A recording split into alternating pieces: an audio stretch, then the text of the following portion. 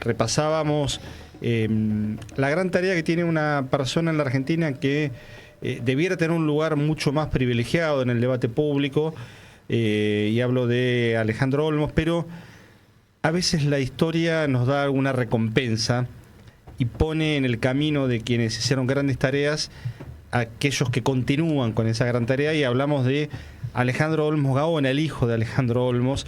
Es historiador, docente universitario y es especialista en tratados internacionales, y sigue de alguna manera el legado de su padre, pero a esta altura es un legado de todos los argentinos y argentinas, que es este tema de la deuda externa, que aparece como el gran condicionante desde hace décadas en nuestro país a la hora de pensar un proyecto propio, un proyecto nacional, de pensar el desarrollo y hasta de pensar la soberanía. Alejandro, ¿cómo le va? Pablo Marcau, Solana López, Luana Haidt y Jorge Craines, aquí de este lado, el equipo de Informe de Pájaros, los saludamos. Un gusto estar con ustedes. Bueno, gracias por el contacto. Hice una ligera introducción a propósito del tema, pero claro, uno pone a la hora de elegir el tema tal vez más importante de la Argentina, y es la deuda, no está en el primer plano del debate público, ¿no? No, de la deuda no se habla. De lo único que se habla es del déficit fiscal, de la baja de inflación y ahora de las relaciones con Estados Unidos, que nos va a ayudar a salir del pozo. Y bueno, y de esta gran operación que parece que están haciendo. Pero de la deuda no es que no solo habla el gobierno, no hablan del gobierno, no hablan los economistas, no hablan los periodistas, salvo alguna excepción. Es decir, es como que si no existiera la deuda, cuando además de ser una deuda monstruosa, casi el valor total del PBI, tenemos obligaciones a pagar que realmente, primero, que no se pueden pagar. En segundo lugar, que muestran el gran condicionante que es la deuda. En el último presupuesto, estaba fijándome, hay 960.000 millones de pesos para salud, hay 860 y tantos mil millones de pesos para educación y cultura, hay 11.000 millones para viviendas, hay 1 billón para ciencia y tecnología, y hay 14 billones de pesos para intereses de la deuda. 15 veces el presupuesto de salud. Peso Entonces, más, peso menos. Indudablemente, claro, eso demuestra la importancia que tiene la deuda, y esos son intereses. Si contamos las amortizaciones y otros vencimientos, nos vamos más o menos al equivalente de casi 28.000 millones de dólares.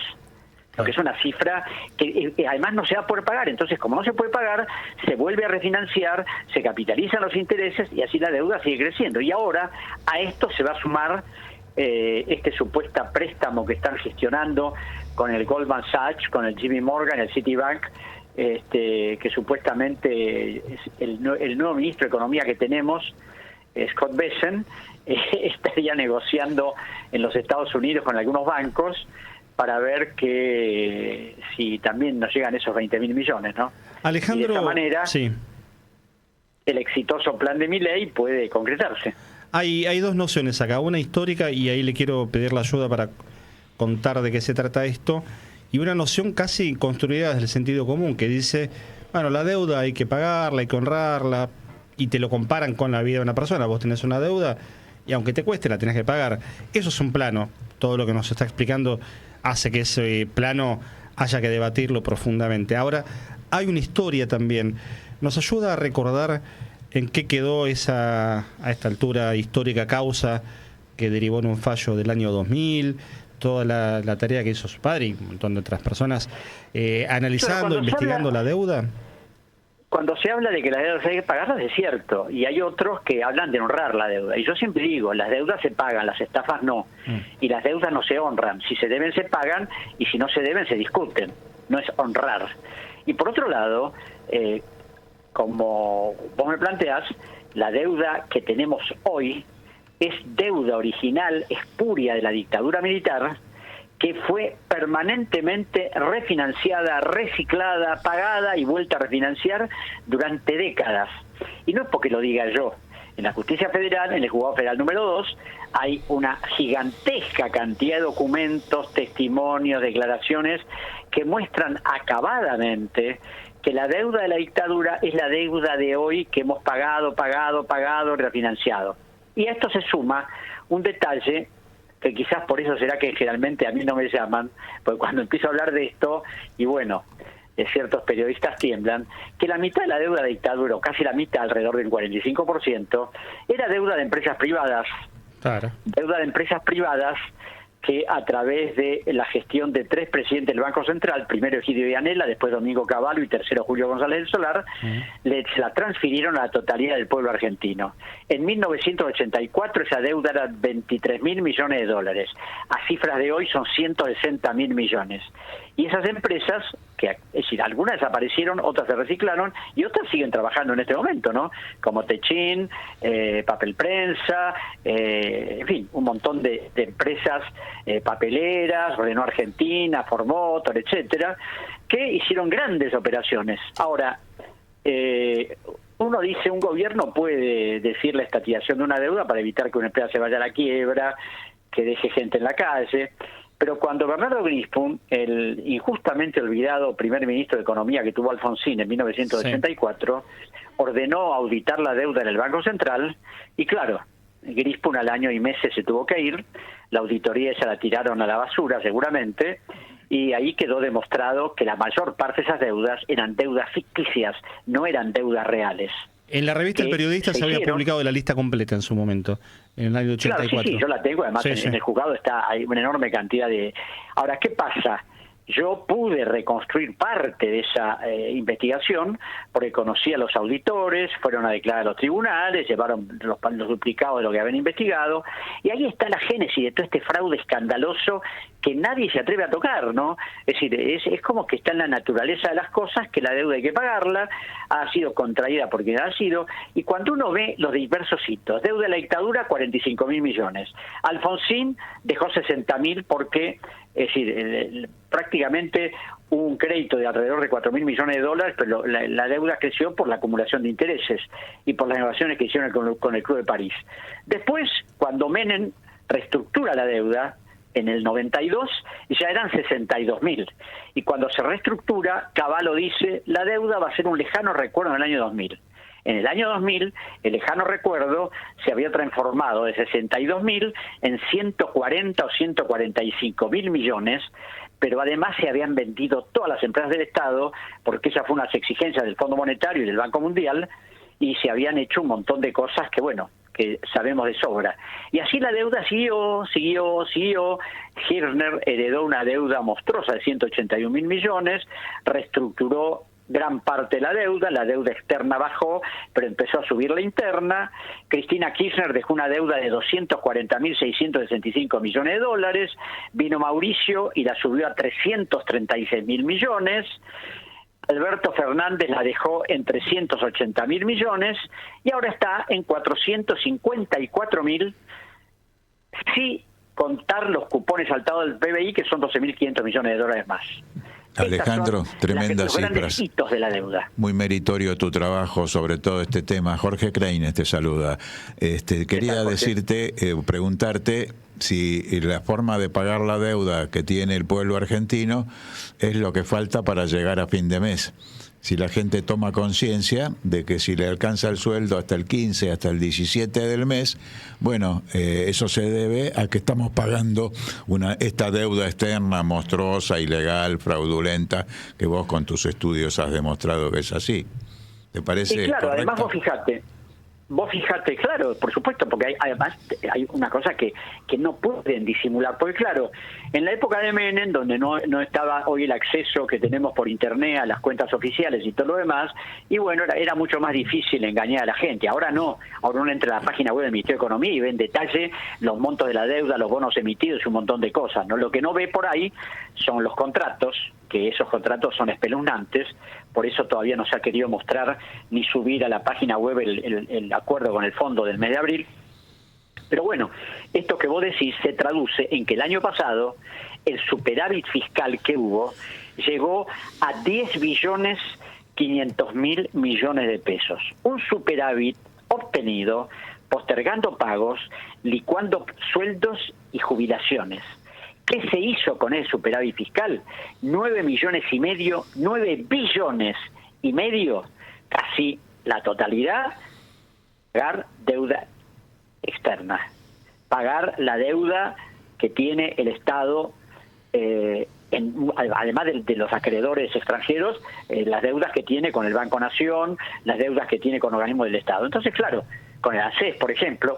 Entonces, claro, cuando estamos en esa lógica, y no estamos entrampados, no hay forma de salir, porque el concepto de los economistas es: si la deuda se puede pagar, se paga, y si no, se refinancia. Y además, Martínez dio cínicamente en el Congreso de la Nación una vez, en el 84, declaró: la deuda no se paga, lo que se pagan son los intereses, que es el criterio del usurero. Al usurero lo que le interesa es que el deudor le siga pagando hasta que se muera, permanentemente, y cuando no puede pagar, por anatocismo capitaliza intereses y la deuda sigue, y así sigue eternamente, ¿no? Queda claro en tu explicación. Ahora, ¿por qué, Alejandro, estamos charlando con Alejandro Olmos Gaona, por qué esto no está en el debate? Vos lo explicaste, ya está claro, pero te lo repreguntamos.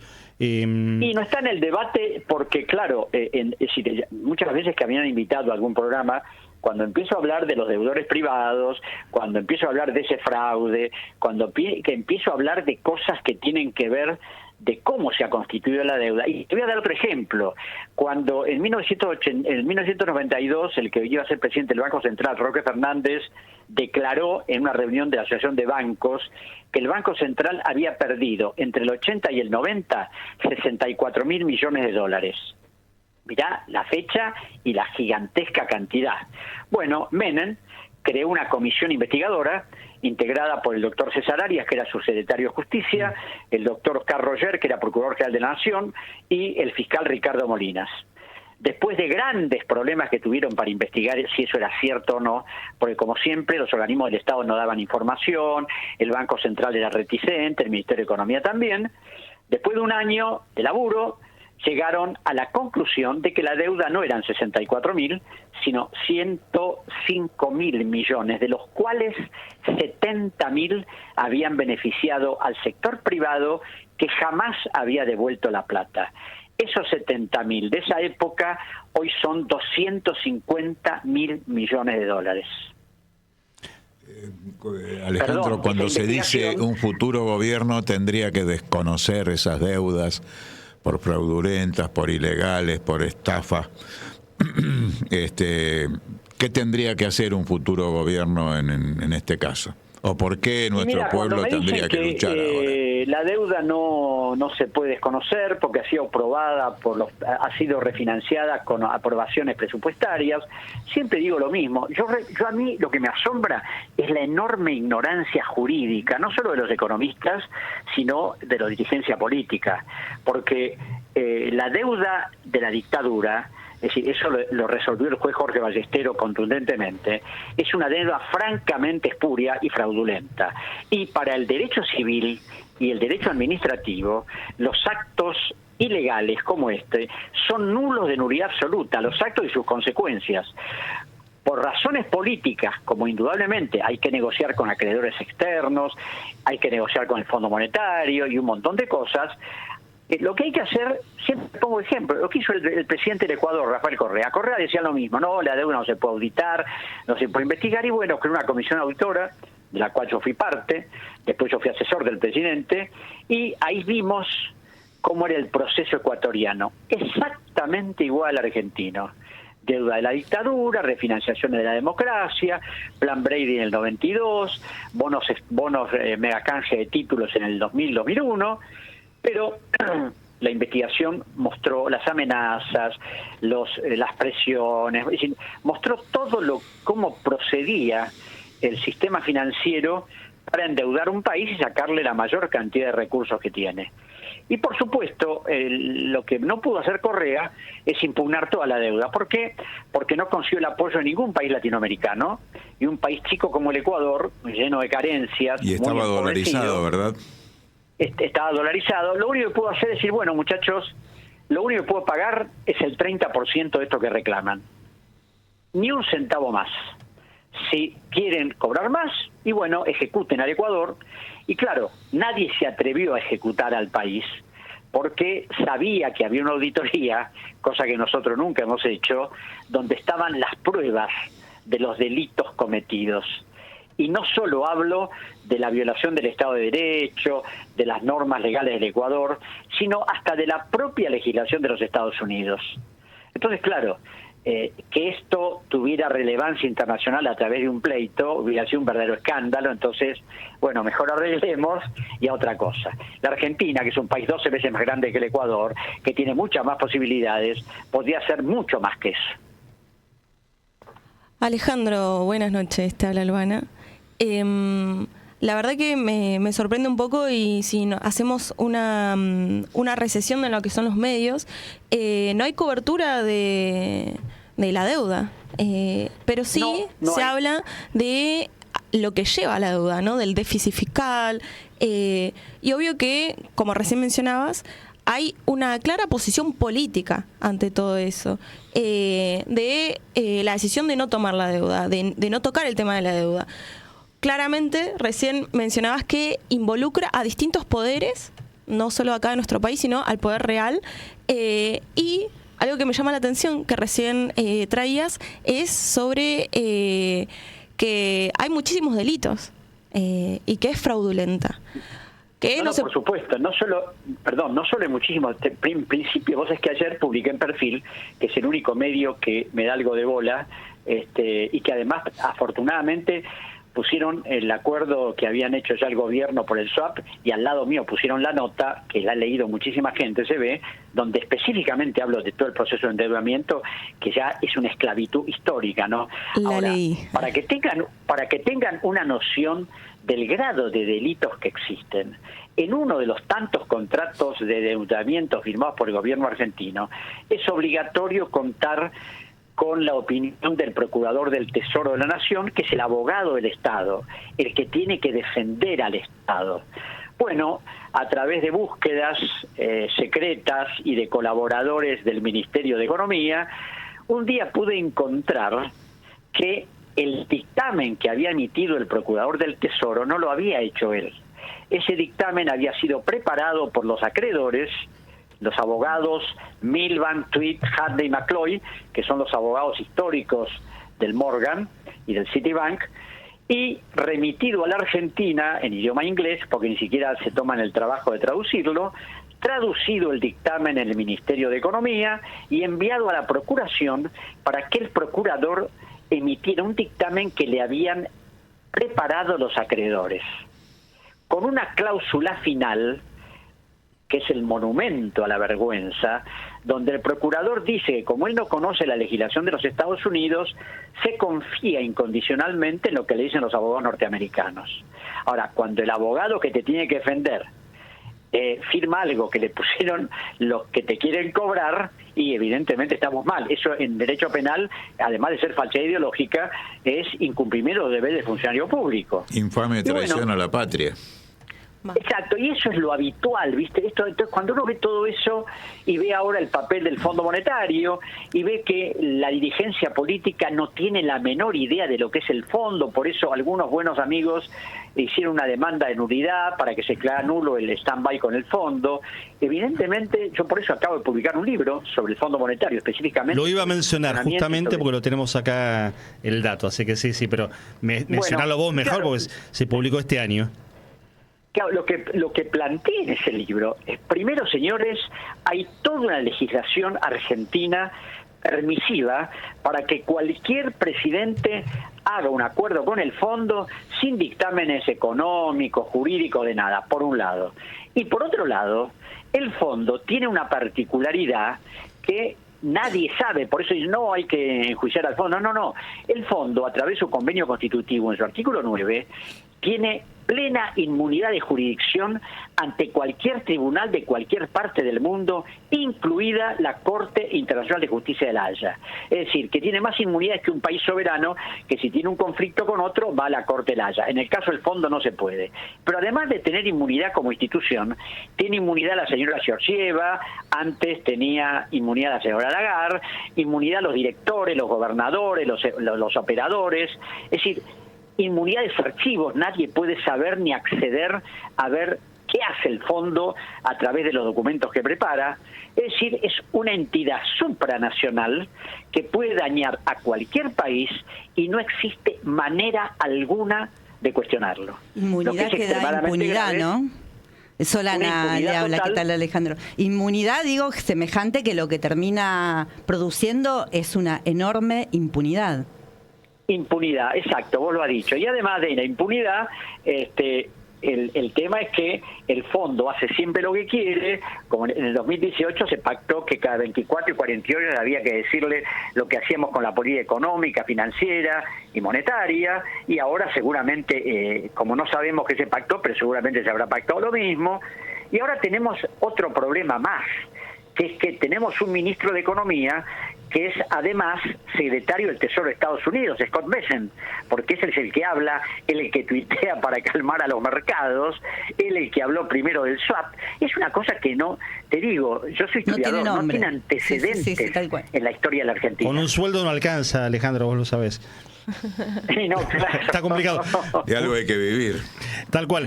Bueno, Exacto. mencionás al fondo. Mirá, repasábamos recién la historia. En 1944 se crea como parte del acuerdo de Bretton Woods. Todavía no estaba finalizada la guerra, pero el fondo estaba en marcha. Se pone efectivamente en funcionamiento en 1947. La Argentina, una década después, se suma, después de la revolución fusiladora.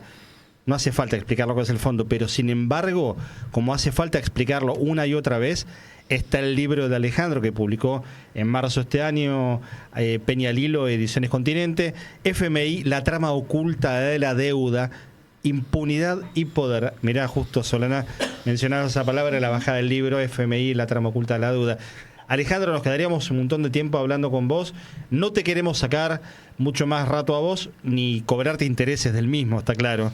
Para hacer un poco bueno, un chiste, pero sabés que los micrófonos están abiertos, sos un referente que ha dedicado mucho tiempo a pensar estos temas y por supuesto desde ya agradecidos para ayudarnos a entenderlo y hacer también nuestro aporte a difundirlo. Bueno, bárbaro, les agradezco mucho, un abrazo. Lo mismo para vos. Hablamos con Alejandro Olmos Gaona, historiador, investigador de la deuda, dirige el Observatorio de la Deuda Pública de la Facultad de Derecho de la Universidad de Buenos Aires, ni más ni menos un tema que debiera ser central. Bueno, lo decía Ariel Elger hace un rato, el tema de campaña para los que tienen una mirada propositiva de pensar la Argentina de verdad.